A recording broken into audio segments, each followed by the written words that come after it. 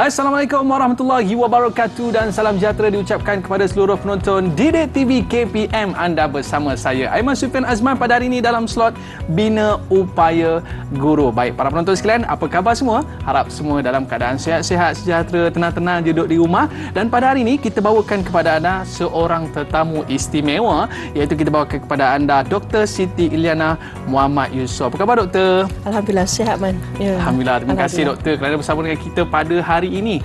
Sebab hari ini cukup istimewa kerana doktor merupakan seorang ketua Jabatan Kerjasama Luar dan Antarabangsa Institut Aminuddin Baki Cawangan Genting Highland, yang mana kalau urusan-urusan antarabangsa ni je semua kena cari doktor kan.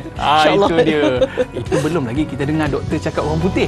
Oh, hebat tau. Okey, baik para penonton sekalian, pada hari ini kita nak membicarakan satu topik yang cukup menarik.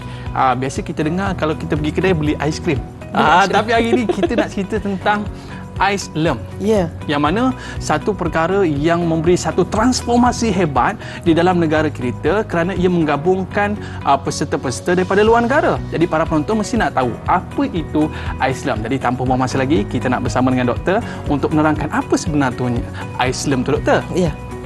Okey, bismillahirrahmanirrahim. Assalamualaikum warahmatullahi wabarakatuh dan selamat sejahtera kepada semua penonton. Terima kasih banyak Man ya. Okey, jadi kita akan tengok sebenarnya apa itu ais lem. Jadi ais lem ni sebenarnya dia adalah singkatan ataupun ringkasan kepada International Conference on Educational Leadership and Management. Setakat ini ais lem telah dijalankan sebanyak 2 kali dan ais lem sebenarnya kita buat 2 tahun sekali Aiman. 2 tahun sekali. 2 tahun sekali. Jadi ais lem yang pertama kita dah buat pada tahun 2019 dan ais lem yang kedua kita telah buat last year 2021. Jadi kita pun nak tahu juga untuk ais lem yang pertama dan kedua tu apa topik yang dibincangkan dan apakah intipati daripada perbincangan tersebut. Mungkin doktor boleh cerita sedikit. Jadi untuk yang first ais lem kita mengenengahkan tajuk Leading Schools in a VUCA World. Maksudnya VUCA ni dia V tu volatility, U tu adalah uncertainty, C adalah complexity, and the last one ambiguity. A tu for ambiguity. Jadi dalam tajuk tersebut kita banyak membincangkan bagaimana pemimpin sekolah, pendidik sekolah untuk menguruskan, untuk mengendalikan sekolah ataupun institusi dalam keadaan yang kita tidak pernah predik, kita tak pernah tahu pun keadaan itu akan berlaku. Itu untuk first ais lem. Untuk second ais lem kita mengenengahkan tajuk Resilient Leadership in the New Normal of Education. Resilient ni dia bermaksud ketahanan Man. Jadi kita nak tengok macam mana pemimpin, macam mana pendidik sekolah dia bertahan sebagai pemimpin untuk dia biasakan diri dalam new normal of education. Itu untuk tajuk ais lem yang kedua. Okey, itu sebenarnya. Maknanya doktor, siapa sebenarnya yang terlibat dalam ais lem yang pertama dan kedua ni? Adakah guru-guru saja ataupun pentadbir sekali? Kalau kita tengok balik sebenarnya Institut Aminuddin Baki Man, kita melatih guru-guru penolong kanan yang bakal dilantik menjadi guru besar dan pengetua. Tapi untuk ais lem kita telah membuka ruang dan peluang yang lebih luas dan kita menjemput semua pemimpin pendidikan, semua pendidik dari dalam dan luar negara untuk join kita untuk ais lem. Jadi kita memang invite everyone untuk join kita. Tidak kiralah you pengetua sekolah ke, you guru besar ke, you pensyarah universiti, kita invite semua Iman. Luar negara pun ada? Doktor boleh cerita sikit tak? Kita telah menerima peserta dari China, kita ada juga daripada Arab Saudi, tapi peserta-peserta ini sebenarnya telah melanjutkan pengajian di universiti tempatan. Jadi pada masa yang sama mereka telah mengambil peluang untuk membuat pembentangan dalam ais lem yang telah kita jalankan sebelum ini. Itu mesti diorang pun dah pernah makan nasi lemak tu kan? Okey, baik doktor. Mungkin ini satu garapan yang cukup hebat bila mana membina leadership pada penolong kanan ataupun bakal guru besar yang mana bakal mengendalikan sekolah-sekolah yang mempunyai ratusan murid, ratusan pekerja dan mungkin ribuan orang murid yang bakal dikendalikan. Dan pastinya bila pemimpin yang hebat melahirkan murid-murid yang hebat. Baik, kita nak tahu juga yang pertama kita dah berjaya, yang kedua dah berjaya, dan kita nak tahu yang ketiga ni bila nak buat ni doktor, dan siapakah sebenarnya sasaran untuk ISLAM yang ketiga ini? Yang ketiga. Okey Man ya. Untuk yang ketiga kita telah merancang kita akan jalankan ISLAM ni, Third ISLAM 2023 pada 3 hingga 5 Oktober 2023. Itu tarikh yang kita telah rancangkanlah. Dan sasaran kita sama seperti First ISLAM. Second ISLAM kita akan membuka peluang kepada seluruh pemimpin sekolah dalam negara dan luar negara. Tapi tidak semestinya sekolah per se lah. Maksudnya kita membuka kepada semua pendidik dalam dan luar negara. Tak kiralah kalau pendidik itu di universiti, di sekolah menengah, boleh juga, tak ada masalah Man. Kita memang kita nak buka kepada semua orang yang pendidik untuk join kita punya conference. Wow, itu memang cukup menarik. Ada tak mungkin sedikit cerita daripada doktor tentang kesan daripada program ini? Ada tak mungkin kesan yang betul-betul positif yang memberi inspirasi kepada kita semua? Okey. Sebenarnya bila ada peserta yang join kita, dia akan dapat banyak amalan-amalan terbaik yang kita telah kongsikan Man. Maksudnya untuk sekolah dalam negara, terutamanya kalau dia daripada overseas, so dia tahu sekolah rendah dalam negara ni macam mana lebih kurangnya. So dia akan macam boleh balik tengok dan boleh buat di negara dia, boleh apply di negara dia. Itu antara kesan baik yang telah dia dapat daripada ISLAM insya-Allah. Jadi maknanya penambahbaikan ataupun penaik tarafan daripada sudut pendidikan itu dapat dilaksanakan dengan jitunya bila mana digandingkan di antara pendidik luar dan pendidik dalam. Betul doktor ya? Betul. Baik, doktor, kita nak berehat seketika. Para penonton jangan ke mana-mana, kembali selepas ini Bina Upaya Guru.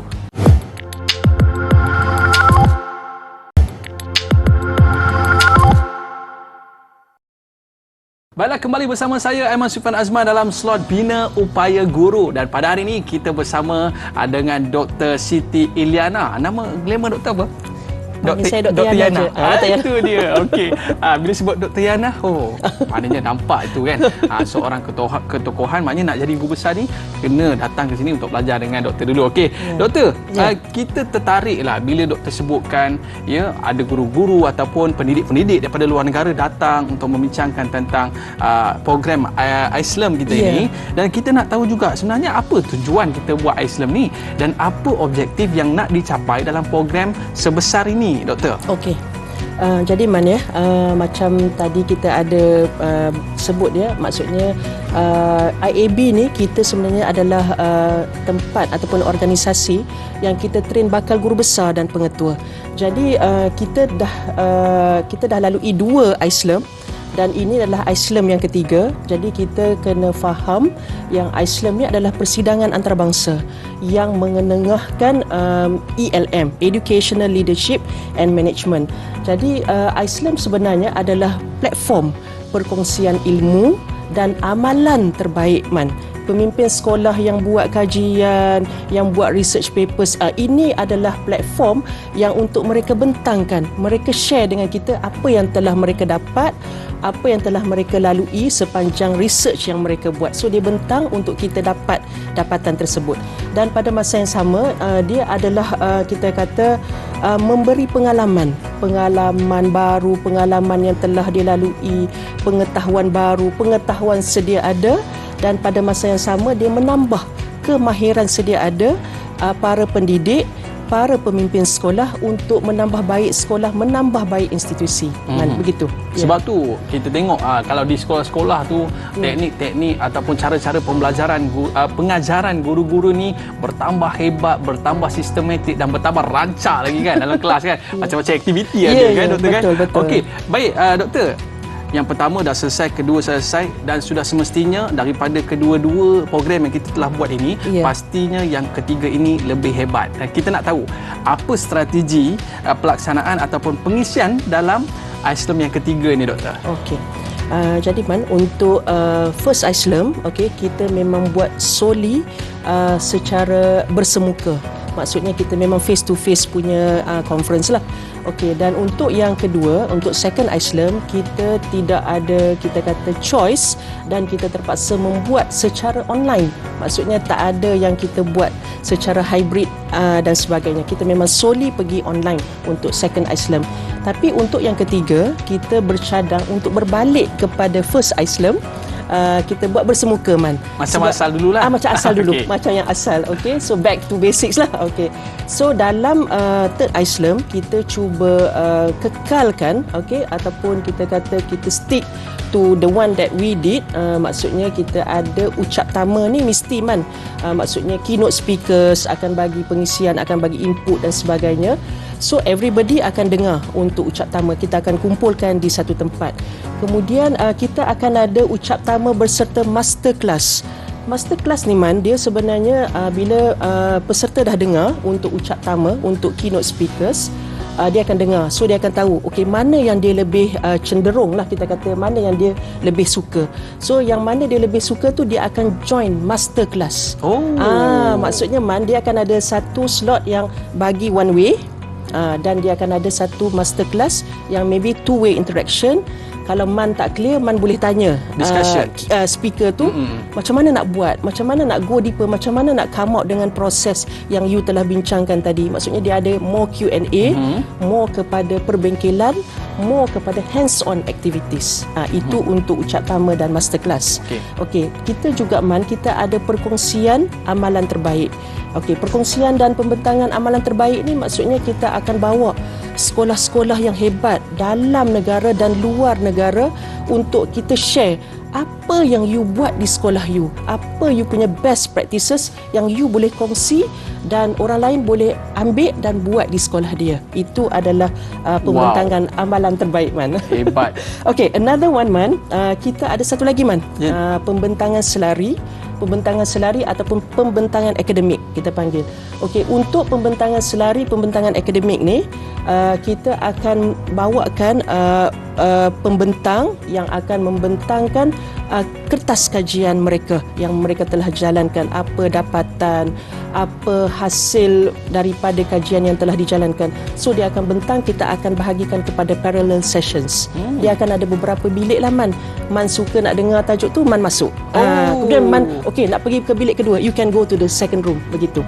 Menarik. Itu pembentangan selari atau pembentangan akademik lah. Baik, Doktor, mungkin sedikit Doktor boleh kongsikan di antara perbincangan dalam Islam yang pertama dan kedua, pasti banyak manfaat yang kita dapat ambil dan kita dapat, orang kata, keluarkan daripada pertemuan itu dan kita dapat manfaatkan di sekolah. Ada tak mungkin Doktor boleh kongsikan apa di antara dapatan yang kita dapat ambil daripada sekolah-sekolah daripada luar sana? Doktor.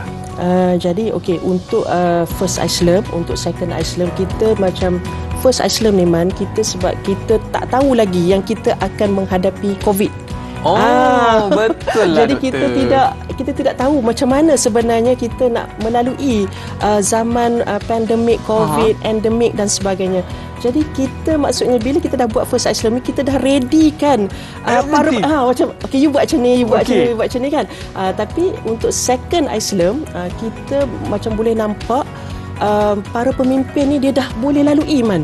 Dia kata, saya bertahan, saya boleh survive, saya boleh buat tambah baik pada sekolah walaupun dalam keadaan yang tak boleh bersemuka, tapi saya boleh buat online. Jadi banyaklah online punya, kita kata, cara mengajar tu diketengahkan masa second Islam. Jadi banyaklah yang boleh belajar buat online dan sebagainya. Itulah terhasilnya PDPR, apa semua tu daripada orang kata brainstorming ataupun pemikiran-pemikiran ini, dan akhirnya dapat belajar secara online. Maksudnya kita ada metod yang khas untuk kalau online nak buat macam mana baiknya, paling berkesan bagaimana, Man. Kita boleh dapat benda tu. Maknanya telah dibincangkan. Jadi jangan bimbang, guru-guru kita dah buat yang terbaik dah untuk memastikan anak-anak murid kita dapat belajar dengan cemerlang. Baik, kita berehat seketika, Doktor. Para penonton, jangan ke mana-mana. Kembali selepas ini, Bina Upaya Guru.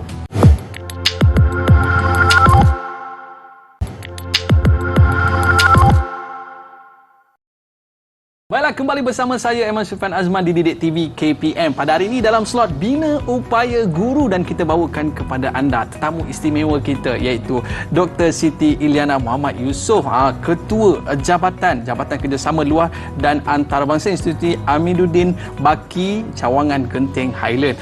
Oh, sejuk ni. Okey. Baik, London. Kita dengar Islam yang pertama dan yang kedua memberikan satu impak yang besar, terutamanya kepada pimpinan-pimpinan, guru-guru kita ataupun guru-guru besar kita di sekolah, dan sudah semestinya tujuan dan objektif yang akan dicapai untuk Islam yang ketiga ni sudah pastinya lebih besar matlamatnya. Jadi kita nak melihatkan apakah sebenarnya cadangan fokus utama yang akan dibincangkan dalam Islam yang ketiga, Doktor. Okey. Jadi seperti mana yang kita telah bincangkan tadi, Man, ya, kita telah bawa macam mana nak kendalikan sekolah dalam VUCA World. Okey, yang dalam keadaan yang kita tak pernah jangka dan sebagainya. Kemudian Islam kedua, kita dah bawa kepada ketahanan seorang pemimpin, seorang pendidik dalam mengharungi kita kata new normal of education. So yang ketiga, Man, kita cadang, okey, fokusnya adalah lebih besar. Macam Man kata tadi, kita akan buka lagi ruang untuk kita bincang dan sebagainya. Okey, antara 8 sasaran yang kita akan ketengahkan adalah, okey, yang pertama sekali adalah pendidikan sekolah rendah dan menengah, Man. Maksudnya kita nak tengok dengan lebih mendalam macam mana pendidikan sekolah rendah ni yang patut kita buat, yang patut kita jalankan supaya dia lebih berkesan. Begitu juga dengan pendidikan sekolah menengah. Okey, dan seterusnya adalah pendidikan prasekolah, Man. Kita kena tengok juga. Yes, kita boleh bawa dan kita boleh bincangkan macam mana kita nak bentukkan pendidikan prasekolah yang cemerlang, insya-Allah. Kemudian kita akan bawa juga pendidikan khas, Man. Okey, pendidikan khas ataupun kita kata pendidikan inklusif.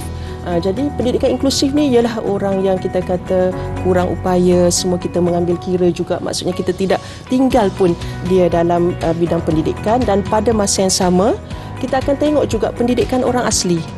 Dalam negara dan luar negara kita boleh bincangkan, mungkin ada persamaan, mungkin ada yang tak sama tu, macam mana kita nak buat bagi elok, bagi cemerlang, bagi kita kata berkesan kepada orang asli. Okey, kemudian kita akan teruskan juga dengan pendidikan teknikal, pendidikan vocational, pendidikan institusi pengajian tinggi. Kita akan bawa dan bincangkan bagaimana kita nak jadikan semua pendidikan kita ini berkualiti dan boleh memberi kepada semua orang, boleh memenuhi kepada semua orang. Kemudian pada masa yang sama, Man, kita nak bawa juga isu-isu untuk meningkatkan bilangan sumber manusia yang berkemahiran tinggi. Maksudnya macam mana kita nak develop, macam mana kita nak asuh, macam mana kita nak buat untuk dia jadi berkemahiran tinggi. Okey, pada masa yang sama, of course, bila kita kata quality education, kita mesti nak menghapuskan semua diskriminasi. Kita tidak ada kita kata jurang, kita nak samakan, everybody will get the same quality of education. Okey, dan seterusnya kita nak buat literasi dan numerasi sejagat yang mengambil kira kepada semua juga. Dan yang terakhir sekali adalah pendidikan kepada pembangunan lestari dan kewarganegaraan global. Maksudnya kita count everyone in our quality of education. Begitu, Man. Jadi saya dapat bayang kalau lagi 5 ke 10 tahun akan datang ni, pasti ramai golongan-golongan profesional yang berkemahiran tinggi yang dilahirkan. Orang kata daripada guru-guru kita yang hebat-hebat di luar sana. Okey, baik, Doktor. Kita nak dengarlah, mungkin ada harapan daripada IAB untuk Third Islam ni. Baik, silakan, Doktor. Okey. Jadi sebab, Man, kita dah buat insya-Allah nak masuk kali yang ketiga. Okey, jadi bila yang kali ketiga ni kita dah tengok macam mana nak handle situation yang unpredictable. Kita dah tengok macam mana dia kuat untuk menambah baik sekolah. And now kalau boleh kita nak tengok quality education kepada semua. Jadi kita haraplah Third Islam 2023 akan disambut baik oleh semua warga pendidik dalam negara dan of course luar negara, kerana Islam adalah persidangan antarabangsa. Dan pada masa yang sama kita kena tengok apa penekanan utama dalam KPM. Okey, KPM nak kita mewujudkan pendidikan yang berkualiti, Man. Jadi bila pendidikan yang berkualiti, mestilah kepada semua peringkat, kepada semua kita nak membangun, kita nak memperkasa, kita nak memimpin pendidikan kita, pendidik kita ni dalam negara dan kalau boleh luar negara sekali. Maksudnya dia dapat daripada kita dan dia boleh jadikan example bawa balik ke negara dia. Dan itu adalah sebenarnya selaras dengan plan pembangunan pendidikan negara kita 2015 hingga 2013 hingga 2025. Anjakan yang kelima iaitu ingin menempatkan pemimpin berkualiti tinggi, berprestasi tinggi di setiap sekolah. Okey, jadi kita kena buatlah, kita kena asuh, kita kena didik, kita kena develop pemimpin kerana pemimpin adalah tunjang kepada sekolah dan pemimpin mestilah dinamik, inovatif dalam nak menjalankan ataupun nak merealisasikan misi, visi dan dasar negara tercapai man. Sebab kita nak kena ikut flow supaya semuanya dapat. Okey, dan kita juga selain itu kita kena berusaha untuk pemimpin kita ni maju ke hadapan. Terus ke hadapan, jangan mundur ke belakang, terus ke hadapan. Dan dia boleh buat sesuatu kepada sekolah untuk sekolah menjadi lebih baik, institusi menjadi lebih baik. Dan akhir sekali kita hendaklah meningkatkan kompetensi pemimpin itu sendiri, pemimpin pendidikan itu sendiri, pendidik itu sendiri untuk menerajui dan membina pasukannya sendiri dalam untuk bertindak dengan lebih baik, dengan lebih bijak dan lebih kreatif. Saya bila dengar nasihat daripada doktor di situ rasa macam nak bangun dah doktor. Rasa nak sama-sama kita nak meningkatkan martabat pendidikan Malaysia kita ke peringkat yang lebih tinggi, peringkat antarabangsa. Kita nak ucapkan terima kasih kepada doktor di atas nasihat yang diberikan, yang mana doktor sebut tadi bahawa pemimpin adalah tunjang kepada kejayaan sesebuah sekolah dan sebuah institusi pendidikan. Baik, dan ucap terima kasih kepada Dr. Siti Eliana Muhammad Yusof, Ketua Jabatan Kerjasama Luar dan Antarabangsa Institut Amaluddin Baki, Cawangan Genting, Halia. Rezeki kita jumpa lagi ya doktor. InsyaAllah, Man. Terima kasih banyak Man. Jumpa di Genting. InsyaAllah. Okey, baik. Terima kasih kepada para penonton. Kita jumpa lagi Bina Upaya Guru. Assalamualaikum warahmatullahi wabarakatuh.